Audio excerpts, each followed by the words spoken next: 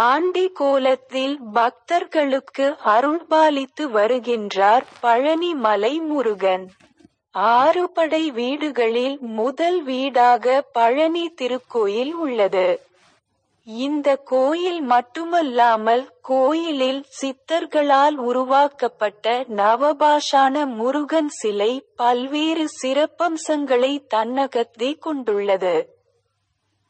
இந்த சிலையை அபிஷேகம் செய்து கொடுக்கப்படும் பிரசாதம் பல்வேறு உடல் பிணிகளை போக்கும் அருமருந்தாக உள்ளது.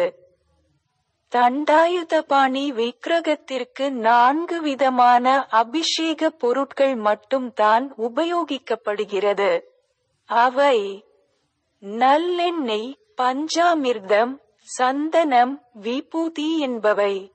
பன்னீர் மார்கழி மாதத்தில் மட்டும் உபயோகப்படுத்தப்படுகிறது. இவைகளில் சந்தனம், பன்னீர் தவிர மற்றவை எல்லாம் தண்டாயுதபாணியின் சிரசில் வைத்து உடனே அகற்றப்படுகிறது. அதாவது முடி முதல் அடி வரை அபிஷேகம் என்கிற முழு அபிஷேகம் சந்தனத்துக்கும் பன்னீரும் மட்டும்தான். இதில் சிரசு விபூதி என்பது சித்தர் உத்தரவால் பக்தர்களுக்கு வழங்கப்படுகிற ஒரு பிரசாதம். அது கிடைப்பது மிக புண்ணியம். ஒரு நாளைக்கு 6 முறை தண்டாயுதபாணிக்கு அபிஷேகம் அலங்காரம் செய்யப்படுகிறது. இது 5 முதல் 7 நிமிடத்துக்குள் முடிந்துவிடும். அபிஷேகம் முடிந்து அலங்காரம் செய்துவிட்டால் பின்னர் அடுத்த அபிஷேகம் வரை மாலை சாற்றுவதோ பூக்களால் அர்ச்சனை செய்வதோ கிடையாது. இரவில் முருகனின் மார்பில் மட்டும் வட்ட வடிவில் சந்தன காப்பு சார்த்தப்படுகிறது. விக்கிரகத்தின் புருவங்களுக்கிடையில் ஒரு பொட்டு அளவுக்கு சந்தனம் வைக்கப்படும். முன்னொரு காலத்தில் சந்தன காப்பை முகத்திலும் சார்த்தி கொண்டிருந்தனர். பின்னாளில் இந்த முறை மாற்றப்பட்டது. தண்டாயுதபாணி விக்கிரகம் மிகுந்த சூடாக இருக்கும். ஆதலால் இரவு முழுவதும் அந்த விக்கிரகத்திலிருந்து நீர் வெளிப்படும்.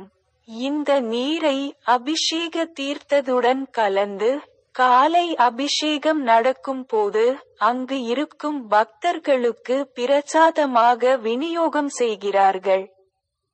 தண்டாயுதபாணி சிலையில் நெற்றியில் ருத்ராட்சம், கண், மூக்கு, வாய், தோள்கள், கை, விரல்கள் போன்றவை மிக அற்புதமாக ஒளியால் செதுக்கப்பட்டது போல் தெளிவாக இருக்கும். இது போகரின் கை வண்ணம்.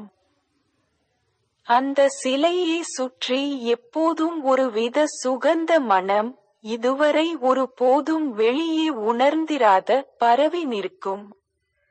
இந்த சிலையை செய்ய போகர் எடுத்துக்கொண்ட நாட்கள் 9 வருடம்.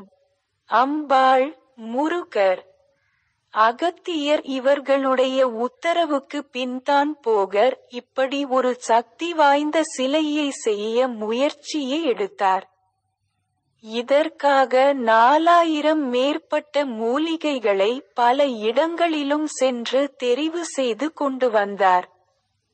81 சித்தர்கள் இந்த நவபாஷாணத்தை போகர் சொற்படி தயார் பண்ணினர்.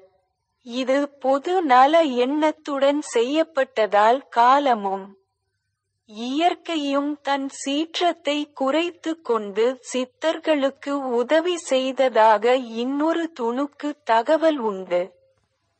அகத்தியர் உத்தரவால் ஒரு அசுரன் 2 மலைகளை காவடி போல் சுமந்து பொதிகை நோக்கி கொண்டு செல்ல முருகர் அவனை தடுத்து நிறுத்தி போரில் தோற்கடித்து 2 குன்றையும் இப்போது இருக்கும் இடத்தில் வைக்க செய்தார் என்று ஒரு புராண தகவல் உண்டு.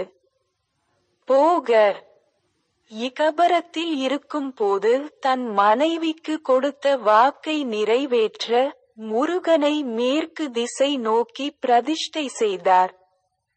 இதனால் மலை நாட்டில் உள்ளவர்களுக்கு பழனி முருகன் குல தெய்வம் ஆனார். கல்லில் சிலை செய்து பிரதிஷ்டை செய்து கட்டிய எத்தனையோ கோயில்கள் சிதிலமடைந்து போயும். நவபாஷணத்தில் சிலை செய்த இந்த கோயில் மேலும் மேலும் வளர்ந்து கொண்டிருப்பதன் காரணம் சித்தர்களின் மகிமைதான் என்பது பலரின் எண்ணம். தண்டாயுதபாணி சிலைக்கு இடது பக்கத்தில் ஒரு சின்ன மரகத லிங்கம் உள்ளது. அவரை தரிசிக்க வலது பக்கமாக சென்று தீபம் காட்டுதல் வேண்டும். ஏனெனில் தீப ஒளி இல்லாமல் அந்த லிங்கத்தை தரிசிக்க இயலாது. பழனியில் 2 மரகத லிங்கம் உள்ளது. ஒன்று முருகர் சன்னதியில், இன்னொன்று போகர் சமாதியின் மேல். இந்த இரண்டையுமே போகர் பூஜை செய்ததாக ஒரு துணுக்கு தகவல் உண்டு.